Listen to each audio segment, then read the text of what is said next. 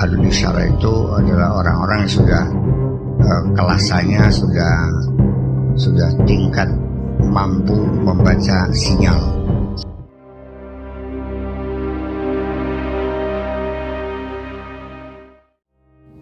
Assalamualaikum warahmatullahi wabarakatuh. Salam rahayu, salam sehat selalu untuk sahabat-sahabatku semua dimanapun kalian berada, dari Sabang sampai Merauke, dari Miangas sampai Pulau Rote, teman-teman. Seperti biasa berjumpa lagi bersama saya di channel TV Abah, dan seperti biasa kita akan belajar mengkaji, memahami, mudah-mudahan kita bisa menerapkan pengetahuan yang sudah beliau utarakan. Tapi sebelumnya, bagi teman-teman yang belum ngopi, silahkan ngopi.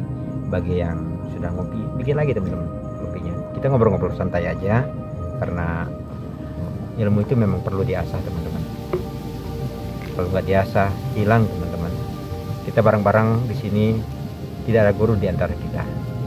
Kita sama-sama saling memahami, saling mengkaji, dan kita bisa saling mengingatkan.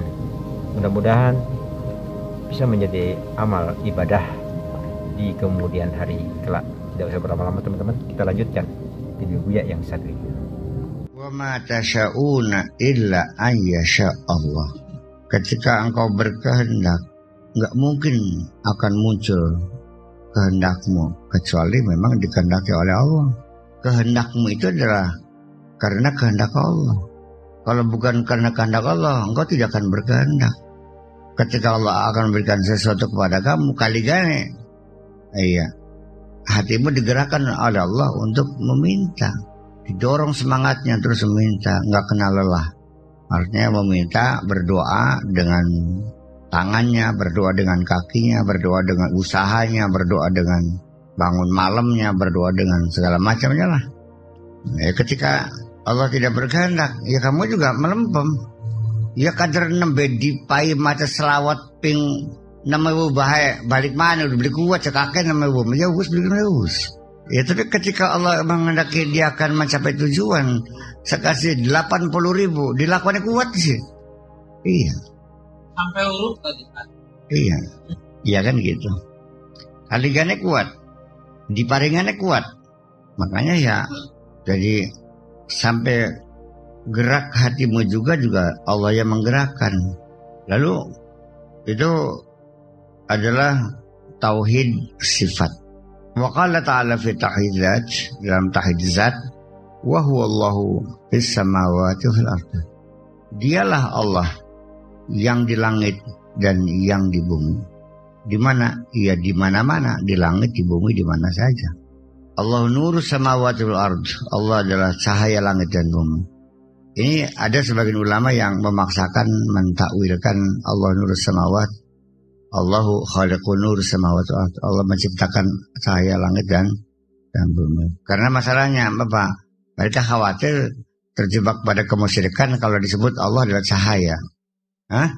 Iya, dikhawatirkan visualisasi akhirnya Allah bisa dilihat. Karena mereka tidak mengerti bahwa cahaya itu sebetulnya kan tidak bisa dilihat. Karena mereka belum belajar fisika, tidak belajar ilmu fisika belum sampai ke tingkatan itu, sehingga penafsirannya pun diputar supaya jangan bertabrakan dengan akidah yang mereka yakini bahwa Allah itu laisa kamitslihi syai'un. Allah tidak seperti apa-apa. Kalau dibilang cahaya, berarti Allah cahaya dong. Berarti itu Allah. Berarti bisa dilihat. Silakan lihat cahaya kalau bisa. Tangkaplah cahaya mana kalau bisa. Aja. Ya, itu terserah. Anda mau mengatakan Allah adalah cahaya, boleh, silakan saja. Tetapi kalau dikatakan seperti apa, ya tidak seperti apa-apa tetap. Dan cahaya itu tidak seperti apa-apa, nggak bisa dilihat, nggak bisa ditangkap kok. Saya potong sebentar teman-teman ya. Nah, ini pada saat beliau berbicara, ini keluar ya teman-teman. Ini wadahnya pada saat beliau berbicara ini keluar wadahnya. Pada pemikiran manusia di luar sana secara umum teman-teman, melihat Allah itu mereka melihat secara wujud seperti saya melihat teman-teman atau teman-teman melihat saya. Nah itu secara umum teman-teman. Tapi maksudnya yang dikhawatirkan dari penafsiran itu ya maksud Buya itu dikhawatirkan melihat secara wujud seperti face to face kita ini teman-teman. Tapi sesungguhnya Allah memang dilihat di dalam di dalam bentuk sirullah itu sendiri, dalam persifatan, perbuatan, zat dan asma itu sendiri, teman-teman.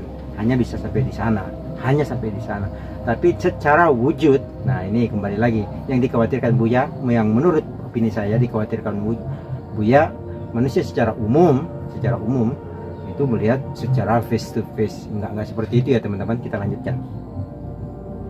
Nah, cahaya mana? Cahaya langit bumi, bukan cahaya matahari, bukan cahaya neon. Dan sampai sekarang para ahli fisika, alam ini kan terang, tidak gelap, tidak apa. Gelap itu karena kita berada di balik bumi, ya kan, menutup dari cahaya matahari. Cahaya matahari itu dalam alam semesta hanya merupakan satu seperti buntutnya kunang-kunang, klip itu. Tidak memberikan cahaya apa-apa. Ya kita sekarang terang karena kita dengan matahari termasuk dekat, dan kita dalam sebagai satu galaksi, dan kita sebagai planet-planet yang memutari matahari, ya cahayanya terang benderang. Begitu kita itu singgah ke matahari yang lain, ke bintang yang lain, maksud saya, matahari itu kan bintang, bintang yang lain dengan kejauhan 100 miliar tahun cahaya yang nggak kelihatan, tapi kok terang juga. Jadi alam ini kan terang benderang. Nah, kalau cahaya itu terang benderang, sampai sekarang para fisika itu mengatakan sampai sekarang tidak diketahui dari mana datangnya cahaya di langit itu. Kalau ada kan ada sumbernya, berarti mencorot ya kan gitu. Bukan saja hanya pantulannya kan kelihatan, ya nggak ada. Pokoknya terang dari mana? Yang nggak tahu dari mana datangnya. Pokoknya alam ini terang benderang kok. Terang, bolong, ya luas, hampa. Dari mana datangnya? Jadi kalau kita aja mengerti fisika, ya saya kira tidak akan bentrokan dengan akidah kalau katakan Allah mubtada nurun dalam khabar. Hati-hati aja dah. Wah, berarti Allah cahaya, ya udah. Ya sekarang kan Arab Allah mubtadaun, ya marfu'un wa alamat rafihi dhamatun zahiratun ala akhiril ism mufrad. Nurun khabarun marfu'un alamat rafihi dhamatun ala akhiril ism mufrad wa mudhafun as-samawati mudhafun ilai majrurun bil kasri lianahu jamu manas salim wal ardi wa ala atfun wal ard ma'tufun ala samawat. Itu apa lagi yang disini? Artinya begitu. Salah nggak akidah? Ya nggak salah. Yang Allah bilang gitu kok. Tetapi juga harus didasari dengan satu persepsi yang jelas. Tetap laisa kamitslihi syai'un menjadi acuan kita. Sehingga saya tidak keberatan orang mengatakan Allah punya tangan. Mesti ditawil-tawilkan bahwa yadullah fawqa aydihim, tangan Allah di atas tangan mereka. Mereka punya tangan, iya punya tangan. Urusannya apa? Menolak Allah punya tangan. Ya berarti sama dengan kita.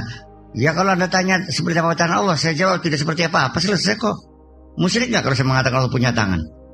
Tapi ketika ditanya seperti apa tangan Allah, ya tidak seperti apa-apa, ya selesai. Sama aja kan berarti.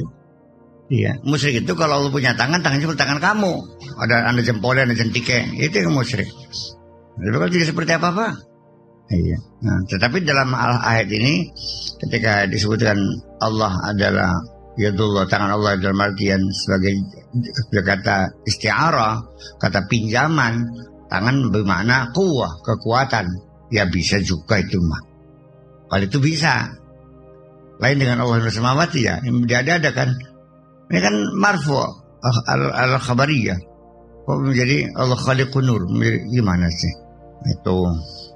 Jadi pada akhirnya satu standar laisa kamitslihi syai'un menjadi acuan kita, sehingga ketika kita menisbatkan apapun pada Allah, tetap ketika ditanya ya tidak punya apa-apa.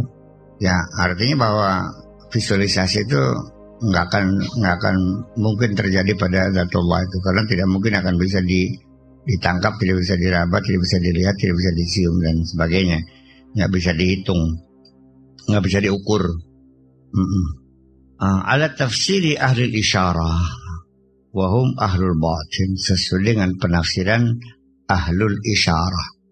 Ahlul isyarah itu adalah orang-orang yang sudah kelasannya sudah tingkat mampu membaca sinyal.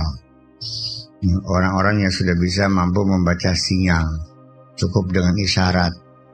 Itu namanya ahlul isyarah, orang yang sudah mampu bisa membaca sinyal-sinyal itu.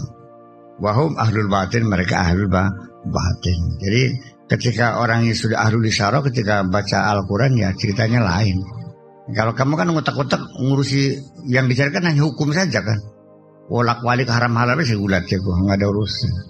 Kalau itu sih nggak usah dicari-cari ya, dengan atak yang sederhana saja ya bisa menangkap. Karena bakal haram sih nggak usah diterangin juga jelas kok. Al halal bayyinun wa haram bayyinun. Haram bila haram jelas. Nggak usah mikir deh kalau untuk haram halal mah. Anggu angan-angan juga bisa. Nah itu. Itu. Iya kan. Jadi dan memang syarat dengan sinyal-sinyal dalam Al-Quran itu sehingga para ahlul batin seringkali ketika menafsirkan Al-Quran kadang-kadang nggak masuk di akal kamu gitu. Ya tapi kalau kamu nggak mampu ya nggak usah maksa, ngapain? Ya udah nggak apa-apa, nggak maksa, jangan. Aja maksa munggah sudah, dipaksakan naik kelas yang nggak usah. Ya kalau nggak lulus saya tunggu dokter maning belum munggah kon. Untuk maning kita terus akan maning. Ya sesuai seluruh lawas. Ya. Gitu. Seperti biasa teman-teman, videonya singkat, tepat, dan padat. Mungkin teman-teman juga sudah memahami bahwasanya yang diharapkan oleh Buya bukannya pemahaman tentang wujud secara face to face dari kesimpulan pembicaraannya, tapi dalam sisi maknawiyah semuanya, dalam sisi pengetahuan ataupun dalam sisi sirulahnya itu sendiri, satu makna-makna yang menjadi titik-titik makna yang makna daripada bersifatan, makna daripada perbuatan, makna daripada yang lain-lain. Oke, saya pamit undur diri teman-teman. Bila mana ada salah kata dan perbuatan, saya mohon maaf. Saya ucapkan buat teman-teman semua, semoga bisa mengambil satu hikmah dari tiap-tiap video yang pernah kita upload. Saya pamit undur diri. Wassalamualaikum warahmatullahi wabarakatuh.